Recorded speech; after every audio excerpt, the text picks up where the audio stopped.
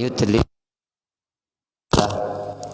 أشهد أن لا إله إلا الله وحده لا شريك له وأشهد أن محمدا عبده ورسوله صلى الله عليه وآله ومن والاه يا أيها الذين آمنوا اتقوا الله حق تقاته ولا تموتن إلا وأنتم مسلمون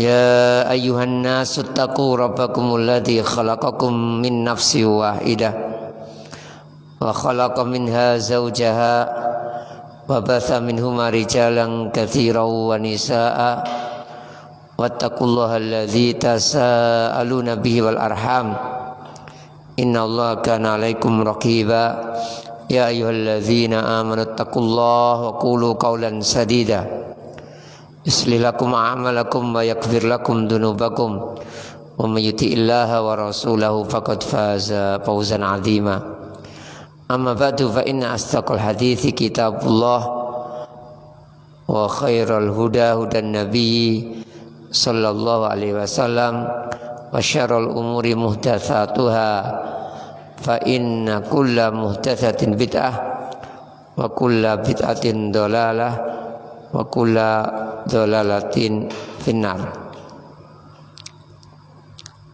Baik. Kita lanjutkan tanbihun, peringatan. La yushra'u ghuslu syahidi qatilil ma'rakati. Tidak disyariatkan memandikan orang yang syahid terbunuh dalam peperangan. Tidak disyariatkan memandikan orang yang syahid mati di pertempuran. Kalau syahid yang lainnya mencret, tertimpa reruntuhan, tenggelam, syahid semacam ini seperti syahid seorang biasa. Syahid yang dimaksud enggak dimandikan adalah yang syahid perang. An Jabirin qala, Jabir mengatakan radhiyallahu anhu, qala Nabi sallallahu alaihi wasallam idfanuhum fi dimaihim. Makamkan mereka pada darah-darahnya, dengan darah-darahnya. Ini yakni yauma Uhudin yang beliau maksudkan pada perang Uhud. Walam yagsilhum. Jadi tidaklah beliau memandikan mereka. Jadi orang yang mati perang tidak usah dimandikan. Selanjutnya tsaniyan al-kafanu. Ya, pembahasan selanjutnya memandikan berarti al-kafanu, kafan atau mengkafani. Wujubuhu ma'khudatun min amrin nabiyyi sallallahu alaihi wasallam bihi.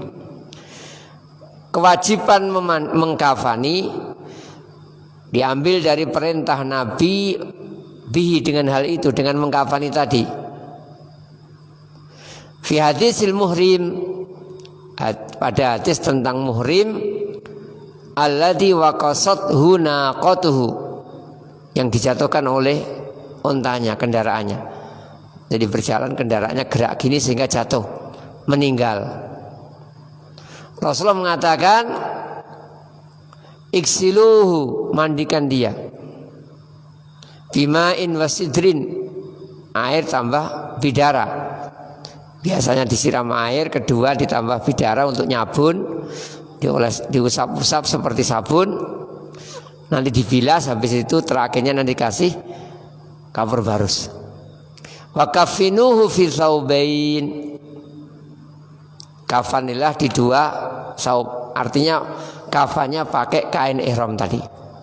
Orang-orang yang ihram umroh atau haji meninggal dikafani pakai kain ihramnya tadi. Kebetulan kalau haji dan umroh anjurannya kain putih, ya tepat. Jadi dikafani, dianjurkan oleh Rasulullah. Wal kafanu au samanuhu min malil mayyiti. Kafannya dari harta mayit. Meskipun sekarang enggak dibahas lagi karena apa? Enggak kerepotan kafan. Orang dulu itu benar-benar apa enggak punya, pakainya satu gini tuh. Maka dibahas kapan beli di mana kan gitu. Kalau sekarang alhamdulillah kita punya banyak, anak kita, keturunan kita atau famili kita juga punya banyak pakaian. Jadi beda. Kalau dulu sangat diperhatikan kafan dari mana duitnya? Dari harta mayit. Walau lam yukhlib ghairahu, meskipun tidak meninggalkan yang lainnya. Jadi cuma punya itu tok untuk kafan saja, jadi tidak punya yang lainnya. Harta yang lainnya tidak punya, kain yang lainnya juga tidak punya. Tetap diambilkan dari hartanya mayit. Li hadis Khabbab ibn al-Aras, berdasarkan hadisnya Khabbab ibn al-Aras, sahabat yang mulia pula, ya, termasuk yang awal-awal masuk Islam dari kalangan budak.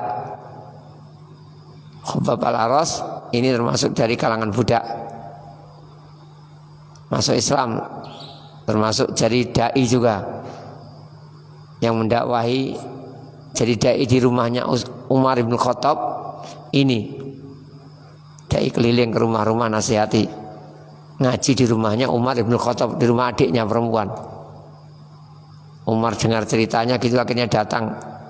Ini sepupunya Umar kok sepupu iparnya Umar dipukuli.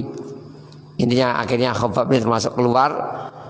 Ini Khabbab ini yang utama, termasuk yang menduduki kursi Bilal kalau Bilal nggak hadir. Jadi ketika Bilal nggak hadir, yang menempati kedudukan Bilal di majelis itu adalah Khabbab al-Aras ini. Jadi misalkan Umar membuat majelis itu mesti Bilal nggak ada baru digantikan ini, ya, Khabbab al-Aras. Ya, dia termasuk juga yang disiksa dengan terlentangkan di bara api. Jadi dia pandai besi, dia budak yang membuat pandai besi, buat senjata dan lain sebagainya. Keahlinya pandai. Karena masuk Islam, juragannya kok masuk Islam, disiksa, diterlentangkan. Ini punggungnya dikenakan di bara api.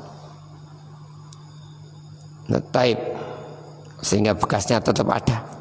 Kalau Bilal kan dadanya ditindih, kalau ini di belakangnya diterlentangkan di bara api. Qala hajarna ma'an nabi, kami hijrah bersama Nabi dari Mekah ke Madinah, min Makkah ila Madinah. Sekarang sudah tidak ada Makkah Madinah hijrah, namanya tidak ada. Namun ke tempat lain, dari tempat jelek ke tempat baik sampai akhir zaman. Lingkungan kok musyrik semua pindah, lingkungan bid'ah semua pindah, lingkungan kok maksiat semua pindah. Jadi kalau bisa pindah. Ini kemudian teman kerja kok temannya nggak baik-baik, kalau ada pekerjaan temannya baik, pindah pekerjaan. Ini karena teman itu penting, teman itu pengaruh. Ini jadi kita harus tetap dianjurkan sampai hari kiamat, pindah dari tempat yang jelek ke tempat yang bagus, dari teman yang jelek ke teman yang bagus, juga dari amal yang jelek ke amal yang bagus. Ini banyak amal jelek yang istilahnya bisa kita tinggalkan tanpa menanti ini itu. Ini naltamisu wajah Allah, kami cari wajah Allah. Artinya kami mencari ridho Allah, kami berjihad hanya mengharap Allah. Fawaqa ajrona 'ala Allah, maka pahala kami adalah ditanggung oleh Allah. Jadi nggak tahu, nanti terserah Allah dikasih pahala apa di akhirat. Faminna man mata walam yakul min ajri syai'an. Sebagian meninggal nggak dapat balasan apapun, belum dapat balasan di dunia. Jadi sebagian mendapatkan balasan di dunia. Jadi yang dimaksud balasan kadang-kadang tentunya dunia juga. Jadi sebagian ulama tidak apa-apa, niatannya selain niat dapat harta itu masih mending. Kalau niat terkenal tidak boleh total, karena keterkenalan bukan kebutuhan, tapi kalau duit kebutuhan. Jadi masih bisa beda. Jadi guru ngaji terima gaji bulanan, ya tidak bisa dikatakan menjual ayat Allah, tidak bisa. Karena kadang-kadang kebutuhan. Adapun keterkenalan dimuliakan, dihormati dengan kita ngajar tadi, ngaji dan sebagainya, tidak diperkenankan. Karena bukan kebutuhan kita terkenal, diagung-agungkan itu bukan kebutuhan kita. Bahkan bisa menjerumuskan kalau duit itu kan kebutuhan, gaji itu kan kebutuhan. Meskipun ya jangan semuanya dihitung dengan materi. Ini kadang-kadang itu kalau sudah dihitung dengan materi juga kacau. Kalau pendidikan Islam dihitung dengan materi akan kacau. Tidak apa-apa ada materinya, wajar. Jadi kalau membuat pondok yang wajar nanti, yang wajar gitu, kira-kira butuhnya berapa. Jangan terlalu ditinggikan lah kalau nggak kebutuhan gitu. Jadi biar kasnya tambah banyak. Untuk apa nanti terserah. Pokoknya kasnya biar banyak. Ditarik yang tinggi jangan. Sekali lagi, memang kita butuh duit, tapi jangan segalanya duit. Jadi kalau nggak ada duit nggak jalan, jangan. Mari kita berjuang selama masih mampu. Kita berjuang. Ada duit nggak ada duit, Bismillah jalan. Nah, nanti Allah yang memberi rezeki insyaallah. Faminhum Mus'ab ibnu Umairin. Di antara yang nggak dapat apa-apa itu Mus'ab bin Umair. Yang lainnya jadi gubernur. Intinya dapatlah, meskipun mereka juga nggak orang yang gila harta, tapi dapat. Mus'ab nggak dapat karena belum jaya Islam. Wa minha man aina atlau samaratuhu fahuwa yahdibuha. Sebagian adalah matang buah-buahnya dan dia memetiknya, siap memetiknya. Artinya apa? Dapat kebun gitu, kebunnya sudah berbuah, tinggal metik gitu. Ya, ada yang dapat gitu. Jadi kalau menang kan dapat, kadang-kadang dapat daerah gitu, dibagi-bagi kan. Nah, jadi sebagian mendapatkan apa? Buah yang masak. Dia memakannya, dia mengambilnya. Kutila yauma Uhdin, balik ke Mus'ab, terbunuh pada perang Uhud. Perang setelah perang Badar. Itu perang yang sangat heroik. Terkenal awal-awal perang Rasulullah di atas angin. Musuh lari kemana-mana. 10 pembawa bendera Quraisy mati satu persatu. Akhirnya tergeletak, nggak ada yang berani mengangkat lagi. Karena sistem perang adalah kalau ada bendera dijatuhkan kan. Jadi tadinya ada yang berani, sebentar mati. 10 orang mati, Muslim satu tidak ada yang mati. Jadi 10, akhirnya bendera turun, udah lari semua, tunggang langgang. Namun qadarullah, pasukan pemanah yang sudah di briefing oleh Rasulullah, dikatakan kalau kepala kambing disambar burung jangan turun sebelum kami perintah. Namun mereka turun, melihat musuh lari, kaum muslimin mengejar. Ya mungkin ada ambisi nanti jangan-jangan nggak bagian, atau ada juga niatnya benar-benar murni baik, bantu ngejar musuh. Jadi kalau musuh yang ditangkap semakin banyak, nanti kan tebusan semakin banyak gitu loh. Membantu niat baik. Tapi niat baik ketika melanggar Rasulullah tidak bisa dikatakan kebaikan. Niatnya membantu. Mungkin ada yang berniat harta, mungkin namanya orang. Tapi kita anggap saja niatnya membantu. Ternyata apa? Di kejadian itu ketika mereka turun diketahui oleh Khalid bin Walid yang saat itu masih kafir. Jadi Khalid tahu masih kafir, dia muter. Jadi yang turun ini sekitar 40 orang. Yang 10 aja yang nggak turun, yang setia kepada pemimpinnya. Kita nggak boleh turun, jangan turun. 40 kalau nggak salah yang turun.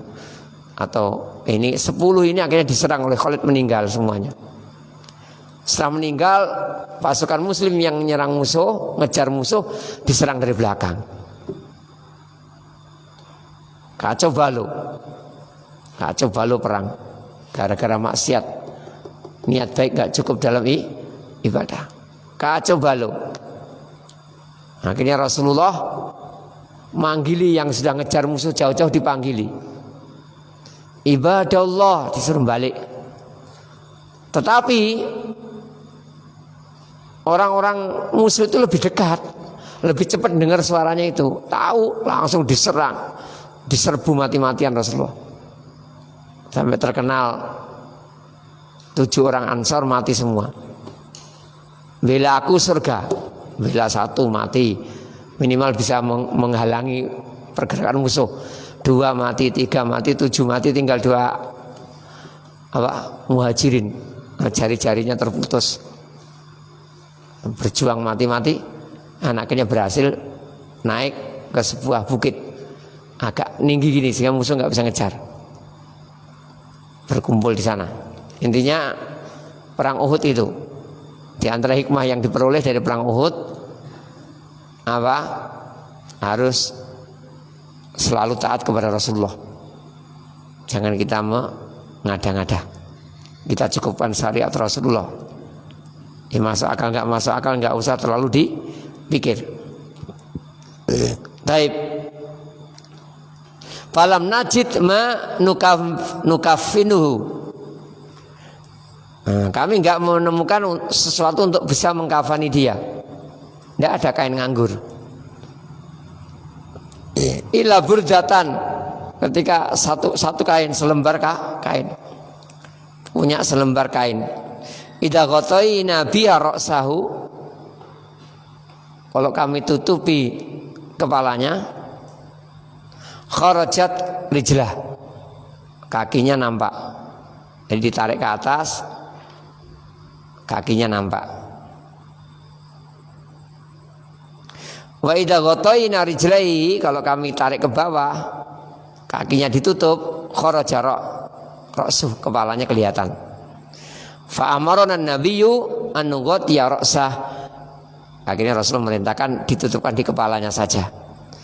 Wa an naj'ala ala rijlaihi minal idkhir, dikasih ilalang, daun-daunan untuk kakinya.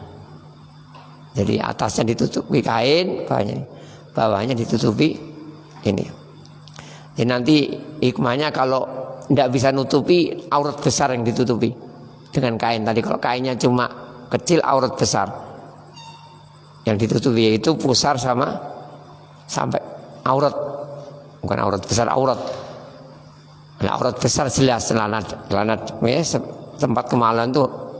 Kalau memang kecil sekali ya tempat kemaluan itu yang ditutup. Kalau ada yang lebih besar yaitu aurat, pusar sampai lutut. Kalau lebih nanti ke atas, lebih lagi ke bawah. Ini tapi sekarang tidak ada, rata-rata banyak. Taib. Wal wajibu minal kafani saubun yasturu jami'al badan. Yang wajib menutupi seluruh badan. Yang wajib seperti itu. Jadi menutupi seluruh badan. Kalau cuma kecil gini panjang. Ya ditutupi atasnya. Nanti bawahnya ya tidak apa-apa kena tanah. Ya gimana lagi? Kalau memang tidak ada. Jadi kewajiban kita yang menutupi seluruh badannya. Fa'ilam yujad ila saubun qasirun. Kalau enggak ketemu kecuali kain yang pendek, la yakfi li jami'il badan, enggak cukup untuk seluruh badan. Ghattara sahu. Jadi kepalanya. Jadi setelah auratnya naik. Wa ja'ala rijlaihi minal idhir aw ju'ila ala rijlaihi minal idhir. Nanti Kak bawahnya dikasih daun-daunan kama bi hadis Khobab, sebagaimana hadis yang diceritakan tadi kisah meninggalnya Mus'ab bin Umair. Yustahafu fil kafani umurun, dianjurkan kafan itu pertama al-awwalu al-bayadu, putih. Jadi dianjurkan kafan itu putih. Alhamdulillah kafan Indonesia tidak ada yang enggak putih ya. Tidak pernah kita lihat muslim loh ya, semuanya putih. Kalau matinya kita sudah semuanya putih. Tapi kalau kehidupan sehari-hari agak jarang putih. Kalau lihat orang Arab, ribuan manusia, jutaan manusia kumpul putih semua. Kecuali musim dingin. Jadi kita kumpul satu masjid gini, ratusan orang, ya putih semua. Modelnya sama. Jadi mereka itu agak, ya dalam segi lain mungkin punya kekurangan, tapi dalam beberapa segi punya keistimewaan. Nggak ada bangga-banggaan, sama persis semuanya, warnanya sama semua. Intinya itu termasuk bagus sebenarnya, budaya yang bagus. Ya meskipun yang lain ya boleh, terutama ketika ibadah putih.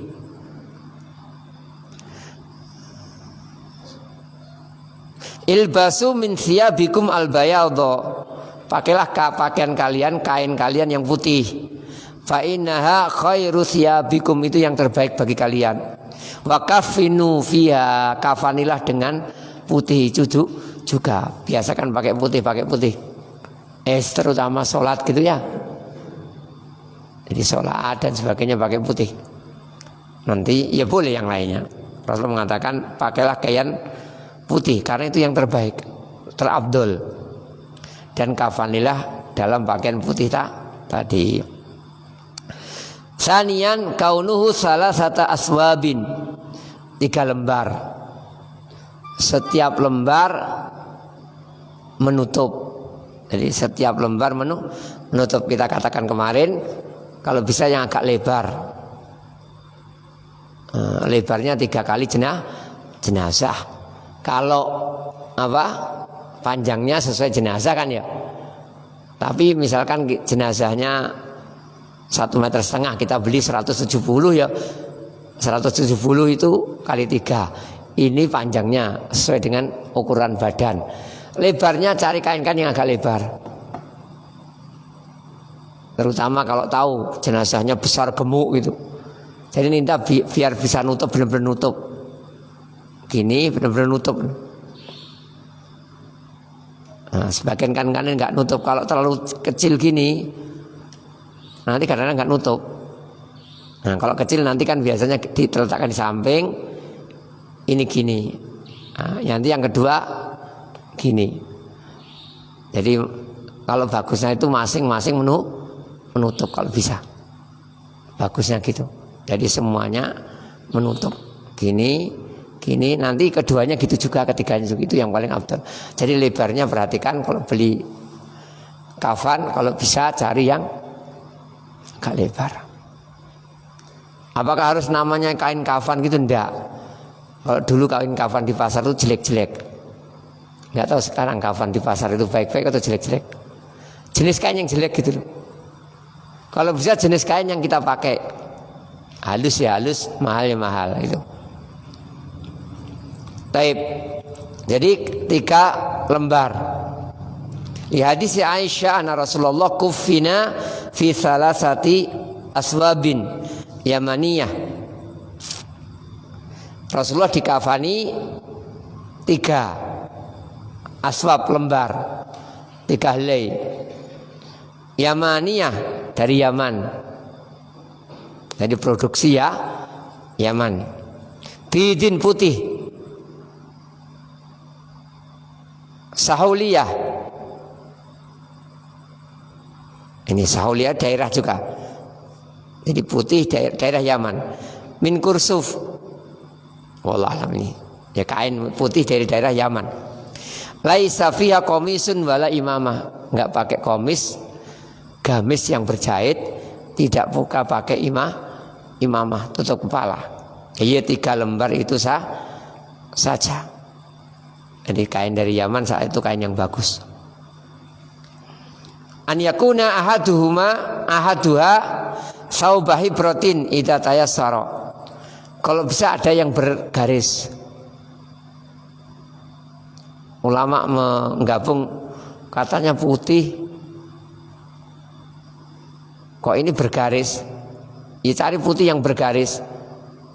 Sebagian mengatakan ada warnanya dikit gitu, tidak apa-apa tapi enggak jelas. Intinya gini putih kan bergaris ini. Itu putih bergaris. Cari putih yang bergaris. Jadi kan biasanya kain itu ada jubah itu ada yang polos, ada yang bergaris kalau kita cermati. Ini kan ada bergarisnya. Ini bergaris. Intinya cari yang kalau bisa putih bergaris salah satunya. Ketiga-tiganya ya tidak apa-apa. Jadi ya nanti diletakkan di paling dalam atau paling luar. Wallah alam ini nggak ada keterangan. Jadi salah satunya kalau bisa yang bergaris. Idza tayassara kalau memang nggak repot. Kalau dulu itu memang repot enggak. Kalau sekarang insya Allah kalau mau nggak repot, tinggal mau atau tidak. Sekarang itu semuanya tinggal mau atau tidak. Nggak bisa hadir, bisa ngeliat di sini kan ya.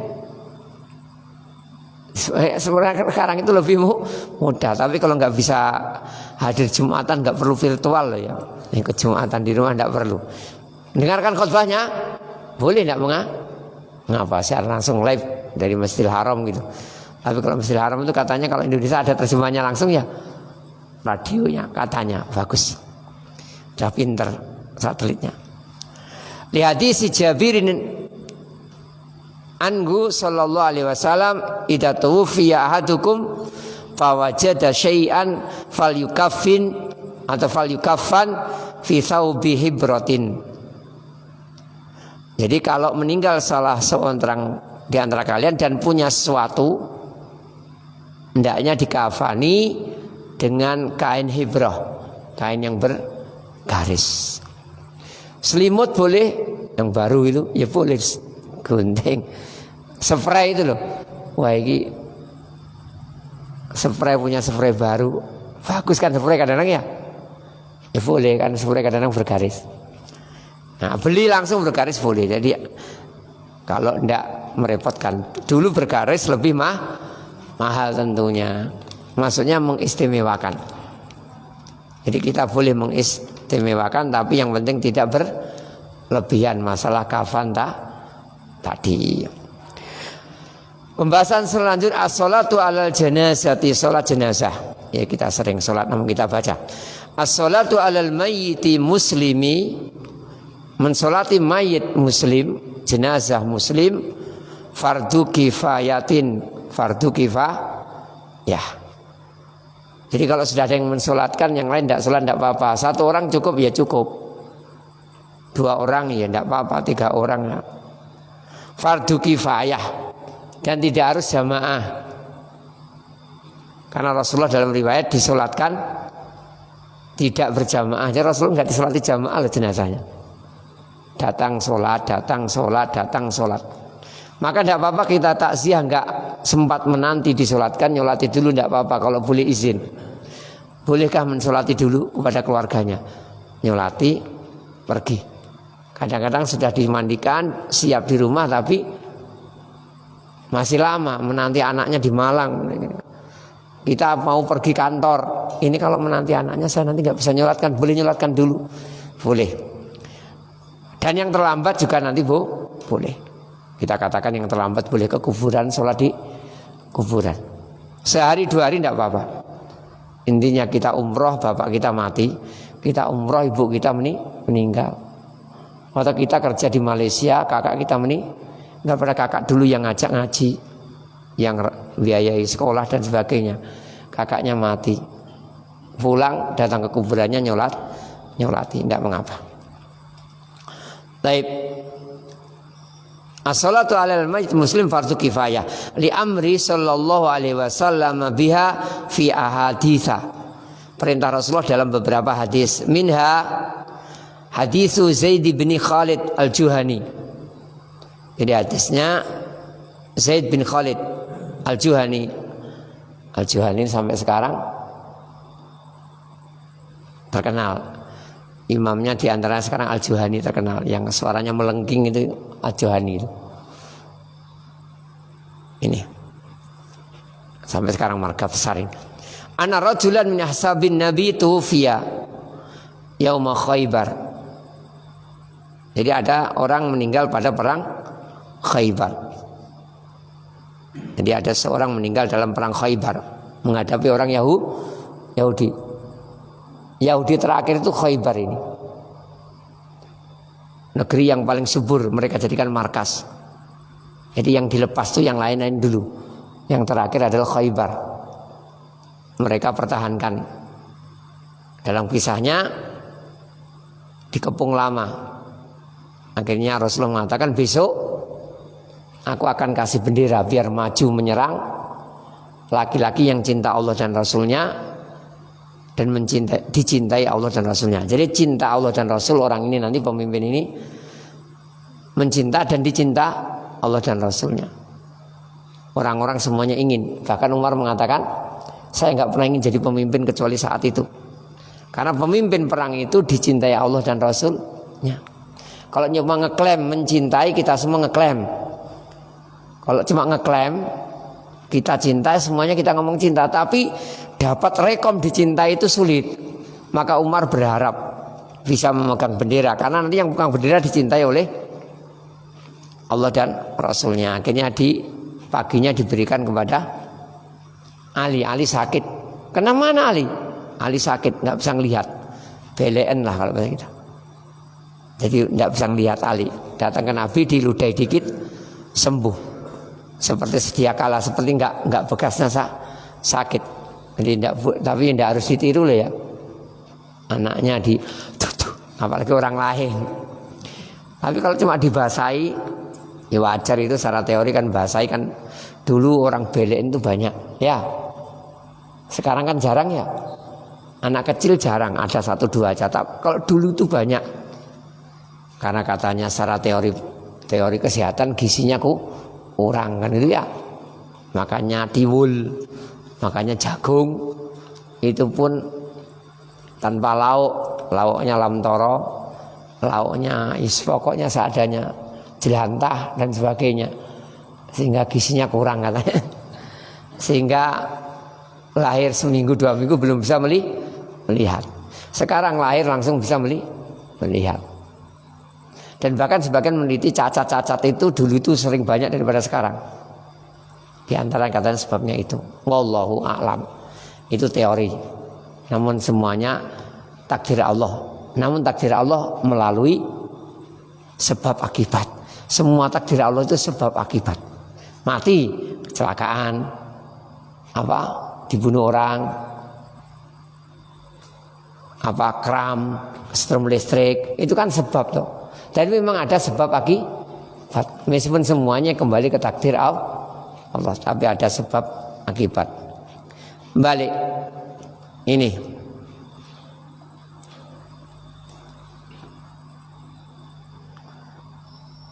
Fadzakaru dzalika li Rasulillah sallallahu alaihi wasallam. Mereka mengabarkan kepada Rasulullah ada yang mati. Faqala shallu ala sahibukum. Solatilah teman kalian. Ini fataghayarat wujuhun nasi lidzalika. Orang-orang jadi kecewa. Kenapa? Berubah. Tadinya seneng gini, tidak merasa sedih. Yang teman kita syahid, mau nyolati sama-sama, Rasulullah solati. Mereka sedih. Faqala inna sahibakum ghalla fisabilillah.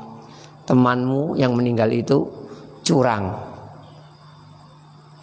Ghalla, khianat ketika jihad di jalan Allah. Jadi khianatnya apa? Fafatashna mata'ahu. Akhirnya kami cari barang-barang orang yang meninggal ini. Fawajatna khizrotan min khirasil Yahudi. Kami temukan khizron min khizri al Yahudi. Kami temukan tongkat dari tongkat Yahudi, tongkat kecil. La yusawi dirhamain. Tidak ada nilainya 2 dirham. Jadi, tapi dirham itu banyak lah, lumayan ya. 1 dirham itu mungkin 1 dinar 2 juta. 2 juta dibagi 10, 200-an ribu. Saat itu 1 dirham itu 200-an ribu. Kalau dihitung sekarang 1 dinar kan 2 juta nan. Jadi 1 dinar itu 2 jutaan. Kalau dihitung 1 dinar itu 4 lebih gram. Bahkan 2 juta lebih kan ya 1 dinar. Dirham 10 1/10-nya dinar. Dirham itu 1/10-nya zaman dulu. Maka Rasulullah maharnya itu banyak sebenarnya. Beliau pakai dirham. Ini kita sayangkan sebagian penulis buku itu salah paham. Jadi menuliskan maharnya Rasul itu murah. Cuma berapa dirham? Kalau dirham itu dihitung saat ini memang tidak ada nilainya. Jadi mahar Rasul sangat murah gitu. Tetapi kalau dihitung saat itu nilainya 1/10 dinar. Jadi saat itu dirham nilainya tinggi. Jadi tidak benar sebenarnya kalau ngarang kita katakan maharnya murah cuma sekian rupiah, sekian dolar. Salah. Benar dirham saat itu kalau dihitung sekarang nanti rendah, tapi saat itu tinggi. Jadi kita harus menghitung pada zamannya kan. Ini, sekali lagi dinar itu agak banyak, tapi mereka memang sudah budayanya lebih maju dari kita memang. Jadi UMR-nya itu sudah lebih tinggi gitu loh. Akhirnya itu dianggap mau ngambil kok cuma seperti itu, sesuatu yang ringan. Jadi kalau mau korupsi yang banyak sekalian gitu ya tidak boleh juga. Tapi rugi, korupsi sedikit rugi. Ya tapi mungkin daripada korupsi banyak nanti ruginya lebih sedikit, mungkin siksaannya di akhirat. Intinya jangan mengatakan rugi kalau cuma sedikit nanggung, jangan. Korupsi sedikit dihukum, korupsi banyak dihukum, banyak sekalian jangan. Ini menunjukkan, mengingatkan kalau ahli maksiat boleh kita nggak nyolati. Jadi kita sebagai imam masjid, kalau ada pemuda yang nggak pernah sholat sama sekali, itu kalau nggak nyolati tidak apa-apa. Kita nggak ikut sholat. Kalau yang kadang sholat kadang enggak, wajar. Ya sering nongol di masjid lah, meskipun enggak sesering kita. Itu kan wajar kan ya. Tapi enggak pernah ke masjid sama sekali. Dan diketahui itu enggak sholat memang di rumahnya. Di kelompoknya itu enggak sholat, ya enggak nyolati enggak apa-apa. Ini maksiat yang lain juga demikian. Tahu temannya, teman kerja itu suka curang. Dia nggak lapor, nutupi,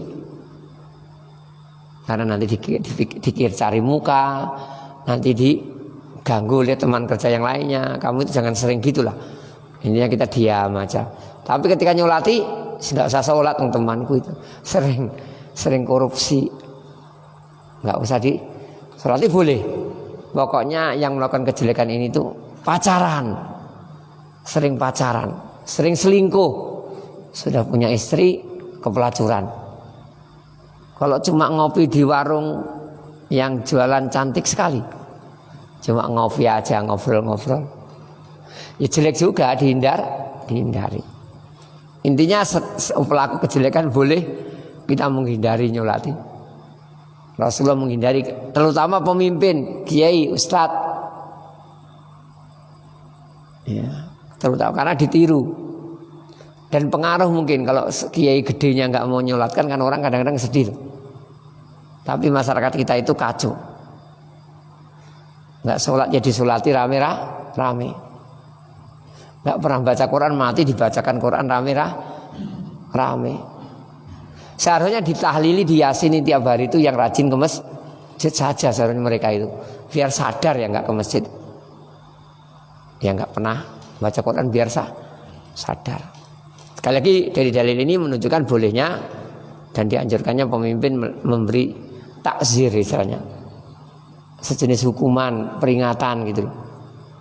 Pokoknya nggak disolati nanti biar yang lain sholat semua. Yang melakukan kejahatan biar taubat semua. Ini. Kemudian faedah yang lainnya Rasulullah memang kadang-kadang tahu yang gaib, tapi bukan tahu gaib terus menerus. Jadi tahu gaib ketika diberi tahu malaikat. Jadi kadang-kadang yang mengatakan Rasulullah tahu yang gaib itu dalilnya ini tahu yang gaib itu. Tidak. Dalam ayat laukum tu ada yang hafal ayatnya? Kalau saya hafal kebaikan, saya tahu ke takdir, saya nggak akan kena musibah. Saya menang terus, perang menang terus, sukses terus. Mau kalah di sana nggak jadi berangkat. Ya Rasulullah nggak tahu takdir, nggak tahu yang gaib. Namun beberapa diberita tahu, di antara seperti ini diberitahu.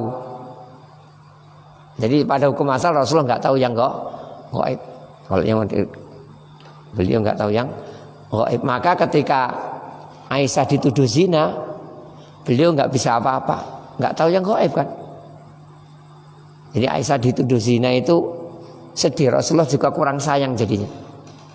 Aisyah sampai kaget, kan taunya terlambat sih. Sakit sebulan tuh nggak tahu. Kok Rasulullah kok aneh tuh, kok nggak sayang gitu. Sakit kok nggak, ya cuma biasa aja gitu. Padahal Rasulullah terkenal penyayang kan. Berarti Rasulullah juga mungkin agak curiga dikit gitu ya. Dibisiki, nggak tahu kalau Aisyah itu nggak zina, itu nggak tahu. Karena Aisyah pulang bersama laki. Jadi kisahnya ketika Aisyah buang hajat, orangnya kecil, akhirnya balik ke tenda, ke tandunya sudah jalan. Yang bawa tandu nggak ngerti kalau Aisyah nggak ada. Ada sahabat yang istilahnya ngantukan atau tiduran gitu. Lihat Aisyah, innalillahi wa inna ilaihi rajiun.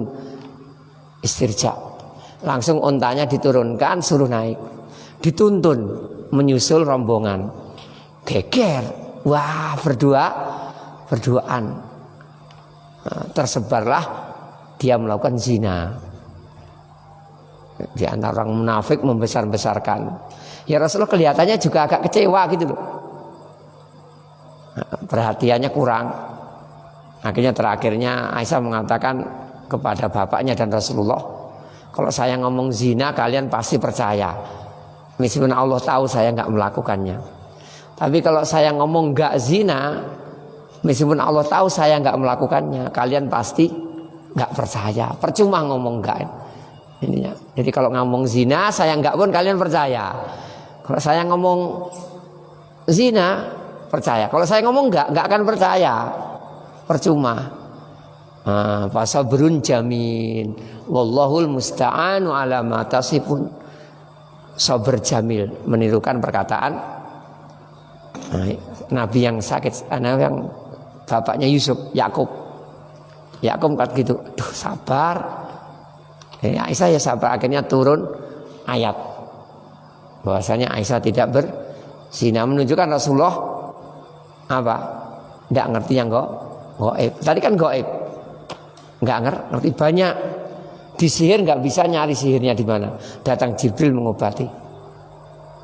Jadi yang benar nggak. Tapi tahu kadang-kadang ini tentunya diberitahu oleh Jibril, oleh malaikat yang lainnya. Sebagaimana pernah kan dalam kisah Rasulullah masuk ke rumah Yahudi, minta bantuan, sumbangan. Jadi boleh minta bantuan ke orang Yahudi ya, orang kafir. Boleh untuk kepentingan perang kepentingan apa? Kita mau bangun perang, ada bisa bantu duit menjami, boleh. Ini Rasulullah ingat dulu ada Qurra yang dibunuh, para dai 70-an sahabat, para Qurra penghafal Quran dikirim ke suatu tempat karena mereka datang minta dai. Rasulullah awalnya nggak mau, khawatir, jangan-jangan penipuan. Ini juga menunjukkan Rasulullah nggak tahu yang gaib ternyata. Itu penipuan, jadi mereka nggak minta dai mau membunuh, tapi pura-pura minta dai. Nah, akhirnya ada orang yang jamin, saya jamin. Ini kadang-kadang orang gede rumongso, hati-hati. Jamin kalau mampu, jangan jamin. Kalau nggak mampu jangan menjamin. Dia menjamin keselamatannya. Ternyata yang jamin itu kalah. Tidak punya power, tidak dianggap. Akhirnya sahabat hampir terbunuh semua. 2 orang selamat. 2 orang ketika selamat mau pulang ke Madinah. Ketemu orang, dipikir teman-teman yang dibunuh 2 orang ini. Padahal 2 orang ini bukan kelompoknya pembunuh. 2 orang ini ada perdamaian dengan Rasulullah, orang baik. Akhirnya Rasulullah harus bayar dendanya. Akhirnya Rasul datang ke Yahudi minta bantuan. Tapi orang Yahudinya parah, mau ngelempari barang dari atas. Siapa yang berani, ayo. Semuanya nggak berani, mereka takut. Jangan-jangan nanti dia diberitahu. Nah, tapi ada yang ngotot, ya saya berani. Rasulullah pergi. Para sahabat juga itu belum dikasih sumbangan, kok pergi. Nah, sahabat ikut pergi, tanya kenapa pergi? Mau dibunuh, ada yang mau jahat. Siapa kalian yang siap membunuh penjahat itu? Akhirnya sahabat ramai bunuh sahabat orang Yahudi tadi. Intinya kembali tidak tahu. Aisyah di Mekah Zina juga nggak ngerti. Ini ngutus orang akhirnya terbunuh semua. Rasulullah nggak ngerti. Tapi kadang-kadang memang ngerti. Ketika diberitahu oleh Allah, Ja'far meninggal, tahu. Zaid meninggal, Ja'far meninggal, Abdullah bin Rawahah meninggal. Ketiganya itu kadang-kadang tak tahu. Ini tidak bisa kita beritahukan beliau itu mengetahui yang gaib. Banyak kasus beliau nggak mengetahui yang gaib tadi. Contohnya kasus-kasus tadi. Kasus istrinya dituduh berzina, dia nggak bisa membela apa. Bahkan kelihatannya sayangnya kurang, berarti nggak ngerti toh. Ini. Kemudian tadi utusan tadi dai dibunuh, berarti Rasul juga nggak ngerti. Nggak ngerti pula bahwasanya pasukannya akan ada yang maksiat tadi perang Uhud. Kalau ngerti kan diganti toh. Orang-orang ini lari, ini jangan ganti yang lain kan gitu. Karena nggak ngerti maka nggak diganti. Wallahu alam. Tapi sedikit lagi wa yustasna min dalika syah soni fala tajibu sholatu alaiha. Dikecualikan 2 orang nggak wajib sholat. Diboleh disolati, dianjurkan disolati, disyariatkan tapi nggak wajib. Al awwalu at-tiflu allati lam yablugh. Anak yang belum balik. Termasuk bayi keguguran. Anak yang belum balik 5 tahun, 6 tahun, 7 tahun, 8 tahun belum balik. Qalat Aisyah radhiyallahu anha, Aisyah bercerita mata Ibrahimu ibnu Nabi, putranya Nabi. Wa ibnu samaniyata asyara syahra, 18 bulan, 1 tahun setengah. Ini dari Maria. Jadi budak Maria Kiptiyah, dihadiahi oleh penguasa Mesir. Falam yusalli alaihi, Nabi enggak nyolatinya. Rasulullah sallallahu alaihi wasallam, beliau enggak nyolati anaknya tadi. Ini menunjukkan tidak wajib. Asani asyahidu, yang kedua mati syahid di peperangan. Ini enggak disolati tidak apa-apa. An Anasin ana syuhada Uhudin lam yugsalu. Syuhada Uhud tidak dimandikan. Wadufinu bidimaihim, dimakamkan dengan darah-darahnya, tidak dibersihkan. Walam yusolli alaihim, Rasulullah tidak mensolati mereka. Yang bukan berarti tidak boleh, tetap sebagian disolati oleh Rasulullah. Sampai di sini. Mungkin ada pertanyaan sebelum ditutup. Subhanakallahumma bihamdik asyhadu an la ilaha illa anta astaghfiruka wa atubu ilaik. Assalamualaikum warahmatullahi wabarakatuh.